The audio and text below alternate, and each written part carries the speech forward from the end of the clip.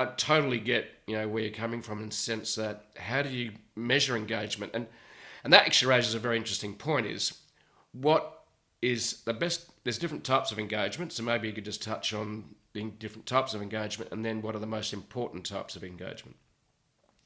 That's a really interesting question. That's a really good question because, like Facebook it will tell you the most important is a share and then a comment or message and then a reaction. But that's true overall. But in the world of trying to understand who's engaging with you, and if if you talk to any highly successful salesperson, they're going to tell you the best opportunity to engage with one of your leads is right after they've reached out and engaged with you, right? That's when they're top of mind. So here's an example. There's not a tool out there that tracks reactions because reactions are viewed upon in the industry as, hey, well, this is good social proof. This is, this makes my post, this makes my ad look popular. So therefore that's proof and it gets others to engage and interact. And that's really good. But those are all times where people have stopped in the news feed, they've read, they've watched, right? And they've decided to engage and interact with you. That's some of those footprints of their engagement history. And beyond just accumulating all of those, but just knowing when that happens. So as an example, we help you track who your most important leads are, right? Because the ones that are the highest engaging. So let's just say that you said, you know what, I want to know.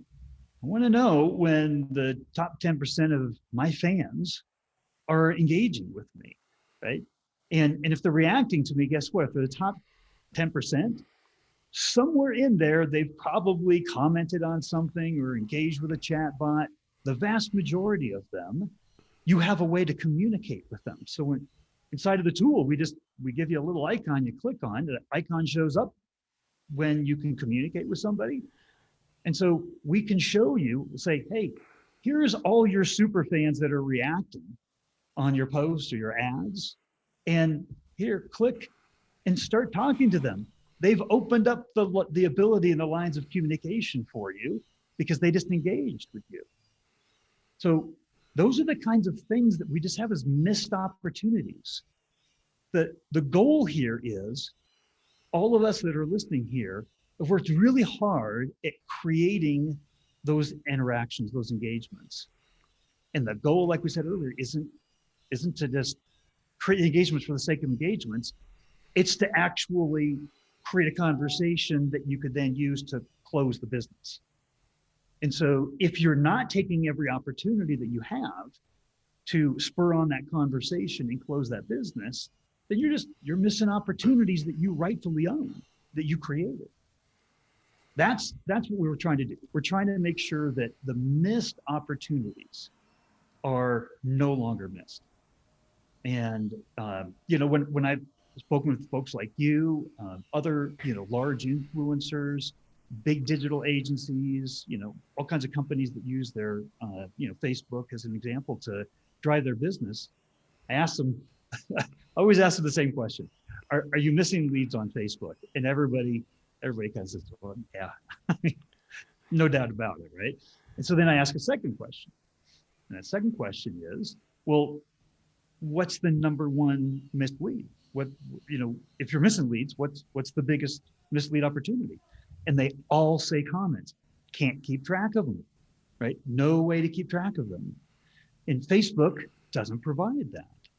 So we thought, well, that's kind of crazy, right? Why should that be? Why doesn't Facebook just give you one dashboard you could log into that shows you all your comments that you haven't replied to? So we created that, right? And it's some things that are very simple that just hadn't been done before that are really helping marketers that use Facebook on a regular basis to just not miss the opportunities that they should be taking advantage of just because there wasn't a good way to do it. Mm. Facebook wasn't designed as a follow-up tool. It was designed as a social network. And as much as they cater to businesses and the ad platform and everything, they still haven't designed it as a follow-up tool. And 70% of leads never get followed up with. And that just shouldn't happen. And that's happening even at a greater rate on Facebook because you just can't keep track of it all. You can't manage it.